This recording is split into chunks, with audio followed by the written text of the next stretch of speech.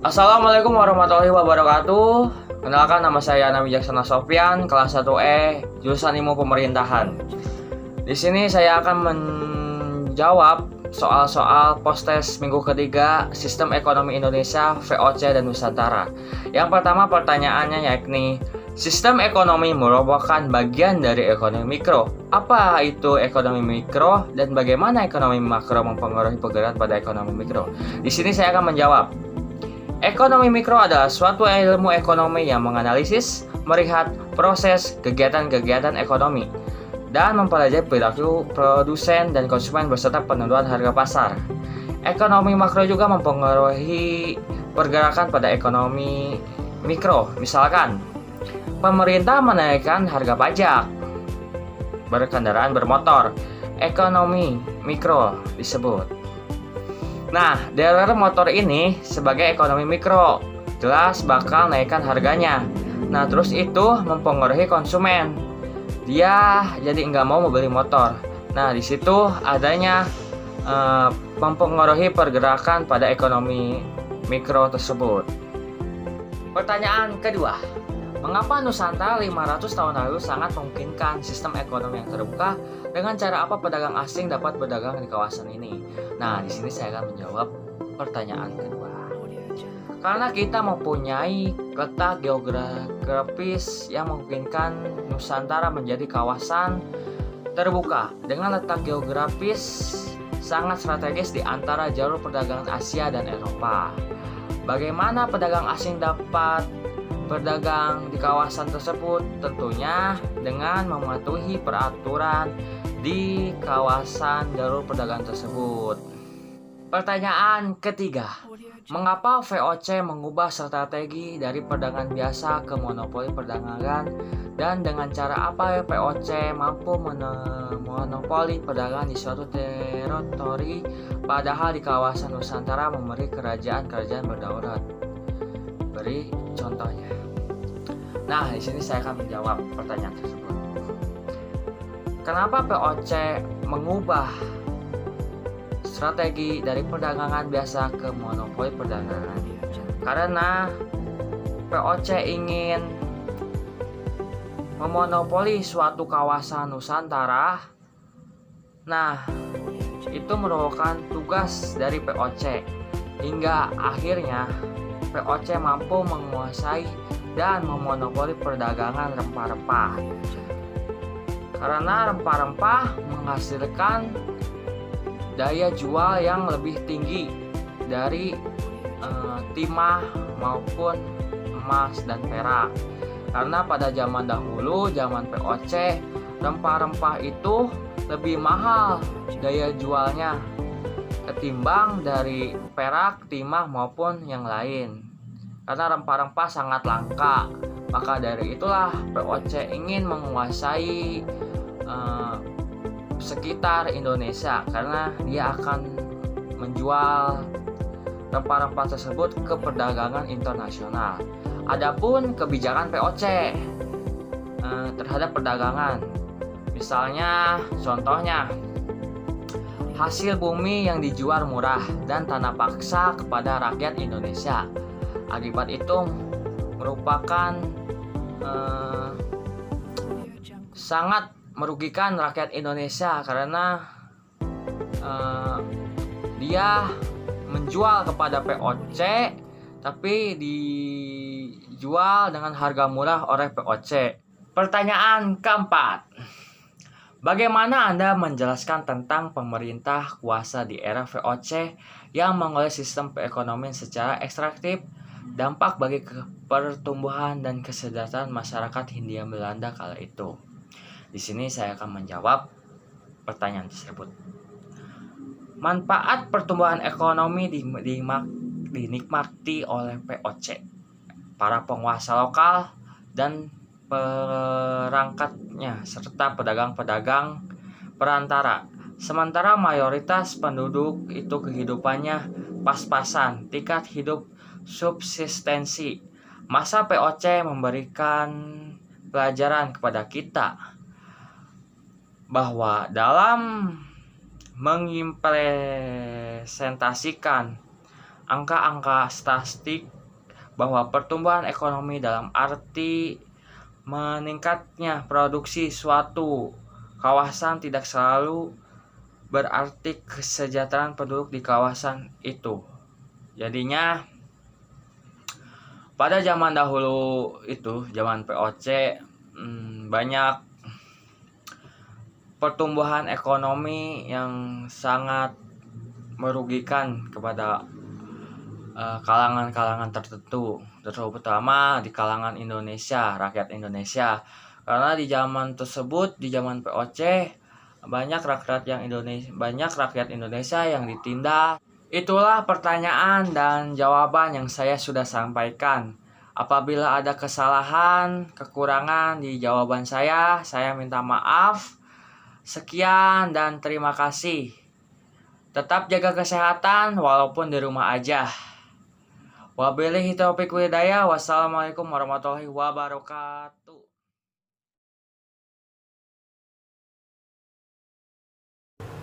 Halo, selamat sore. Perkenalkan, nama saya Feni Fibiola Syagian. Saya dari kelompok Flower Country. Saya dari kelas 1E. Saya ingin menjawab pertanyaan dari sistem ekonomi Indonesia. Yang pertama, sistem ekonomi merupakan bagian dari ekonomi mikro. Apa itu ekonomi mikro dan bagaimana ekonomi makro mempengaruhi pergerakan ekonomi mikro? Yang pertama, saya akan menjawab. Ekonomi mikro merupakan cabang ilmu ekonomi yang mempelajari tentang variabel-variabel dalam lingkup kecil, seperti perusahaan, perilaku konsumen, produksi, harga, dan lain-lainnya. Bagaimana ekonomi makro mempengaruhi pergerakan ekonomi mikro? Yang pertama, karena ekonomi makro merupakan studi dari holistik tentang struktur, kinerja, perilaku, dan proses pengambilan keputusan ekonomi di tingkat nasional. Yang kedua, karena ekonomi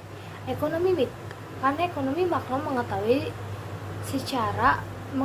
keadaan ekonomi secara keseluruhan. Saya ingin menjawab pertanyaan dari nomor 2. Mengapa Nusantara 500 tahun lalu sangat memungkinkan sistem ekonomi yang terbuka? Dengan cara apa pedagang asing dapat berdagang di kawasan ini? Yang kedua yaitu karena pada zaman dahulu di wilayah kita menganut sistem kerajaan yang berdaulat, di mana kita memiliki tentara rakyat serta peraturan-peraturan daerah. Dan cara pedagang yang berjualan di wilayah kita dengan cara memperhatikan tradisi, sebab aturan-aturan tiap daerah dan kelangsungan berdagang. Pertanyaan yang nomor 3. Mengapa VOC mengubah strategi dari perdagangan biasa ke monopoli perdagangan? Dan dengan cara apa VOC mampu memonopoli perdagangan di suatu teritori pada kawasan Nusantara memiliki kerajaan-kerajaan berdaulat? Beri contoh. Yang pertama, karena VOC mampu berhasil menyingkirkan orang-orang Portugis, sehingga orang-orang Portugis pada 1 abad tahun membangun imperium perdagangan di Asia. Yang kedua, karena pada saat itu terjadinya perebutan hegemerium perdagangan, khususnya rempah-rempah dari timur. Ya, caranya itu yang pertama dia menaklukkan Portugis, yang kedua pelayaran hoki, yang ketiga menjual hasil bumi dari harga yang ditetapkan VOC, yang ketiga memungut pajak. Contohnya ya contohnya itu ya VOC memeras warga Indonesia untuk meminta pajak dengan secara paksa. Itu contohnya. Saya akan menjawab pertanyaan nomor 4. Bagaimana Anda menjelaskan tentang pemerintahan kuasai daerah VOC yang mengelola sistem perekonomian secara eksklusif, dampak bagi pertumbuhan dan kesejahteraan masyarakat Hindia Belanda kala itu? bukunya Beodidono mengisahkan sebelum VOC datang, tanah dan tenaga kerja dikuasai oleh para pengusaha lokal. Oleh karena itu, cara yang paling mudah dan ternyata efektif bagi VOC untuk menguasai pemanfaatan sumber daya tersebut adalah dengan bekerja sama dengan mempengaruhi penguasa-penguasa lokal. Di dalamnya ia menyimpulkan masa VOC memberikan suatu pelajaran penting bahwa produksi suatu kawasan tidak selalu berarti kesejahteraan. Kesejahteraan penduduk di kawasan itu juga meningkat. Ya, produksi meningkat, namun sebagian terbesar dari manfaatnya dinikmati oleh VOC dan pengusaha lokal. Sekian dari saya, terima kasih. Apabila ada kesalahan, mohon maaf. Apabila ada kata-kata salah, mohon maaf. Terima kasih. Oke, assalamualaikum warahmatullahi wabarakatuh. Saya Prianto akan menjawab soal nomor 1 tentang apa itu ekonomi mikro, bagaimana caranya ekonomi makro dapat mempengaruhi ekonomi mikro. Jadi ekonomi mikro itu adalah cabang dari ilmu ekonomi yang mempelajari perilaku konsumen dan perusahaan serta penentuan harga-harga pasar dan kuantitas faktor input barang dan jasa yang diperjualbelikan. Bagaimanakah caranya ekonomi makro dapat mempengaruhi ekonomi mikro? Ekonomi makro atau makroekonomi adalah studi tentang ekonomi secara keseluruhan. Ekonomi makro mempelajari perubahan ekonomi yang menyebabkan banyak masyarakat, perusahaan, dan pasar. Ekonomi makro juga dapat mempengaruhi dan menganalisis dan dapat juga mempengaruhi target-target kebijaksanaan seperti stabilitas harga, pertumbuhan ekonomi, keseimbangan neraca yang berkesinambungan. Terima kasih. Wassalamualaikum warahmatullahi wabarakatuh. Oke, assalamualaikum warahmatullahi wabarakatuh. Nama saya Prianto. Saya akan menjawab soal nomor 2. Dengan apa bangsa asing bisa berdagang di Nusantara? Jadi Banten 500 tahun yang lalu pernah menjadi bandar terbesar di Pulau Jawa. Bangsa Portugis bukanlah pedagang asing yang pertama kali mencari lada dan rempah-rempah di Karantu, Banten.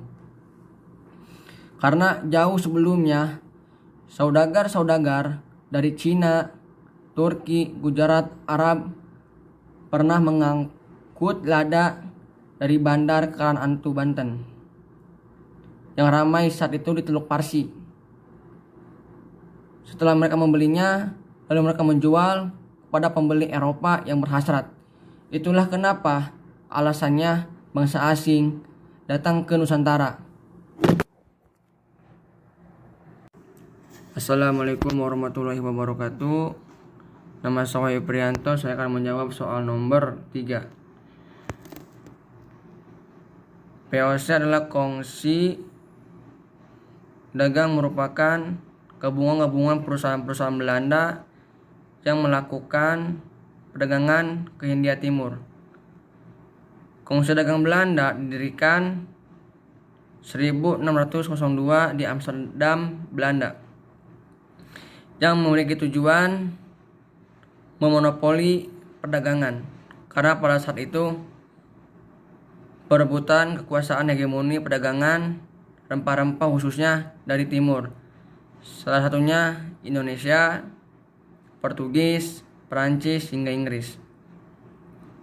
Hingga akhirnya VOC menguasai dan memonopoli perdagangan rempah-rempah dan bahkan menguasai kerajaan Indonesia. Setelah VOC membentuk, setelah itu VOC menaklukkan dan mengusir Portugis. Satu abad sebelumnya adalah pembuat imperium perdagangan di Asia. Penaklukan Benteng Ambon memberikan hak VOC milik teritorial pertama di Kepulauan Indonesia. Penaklukan Kepulauan Banda memberikan VOC memonopoli Banda dan Pala. Itulah penyebab VOC melakukan perdagangan hingga menjadi monopoli.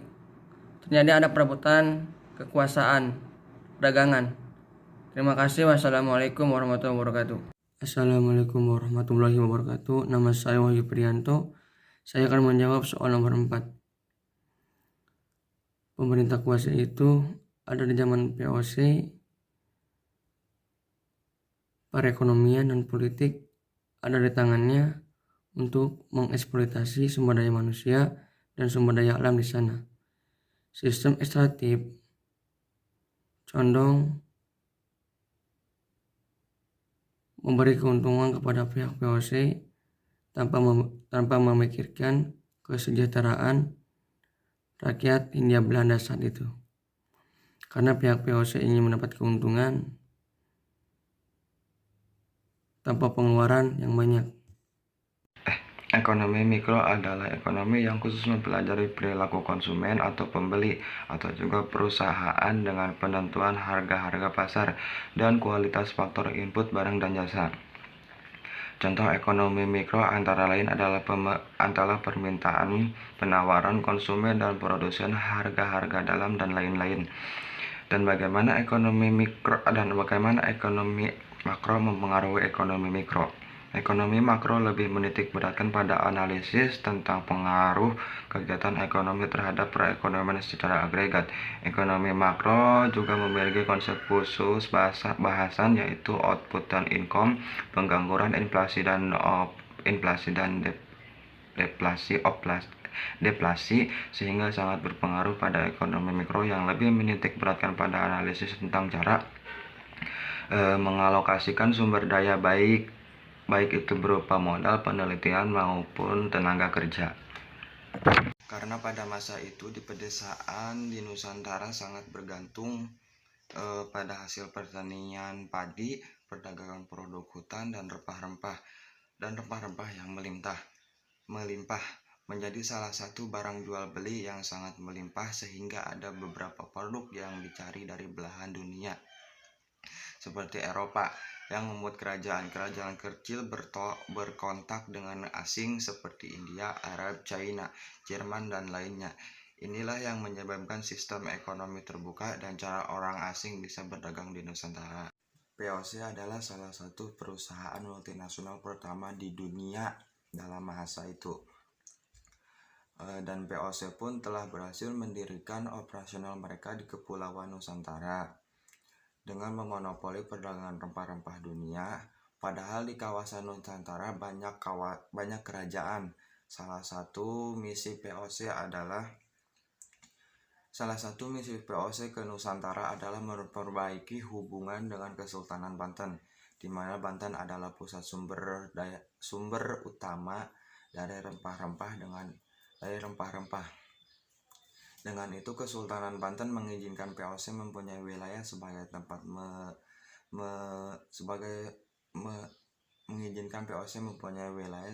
tempat pelabuhan kapal dengan mendirikan administrasi bangunan gudang untuk memenuhi. Pada masa pemerintahan koalisi VOC, masyarakat Nusantara jadi semakin resah,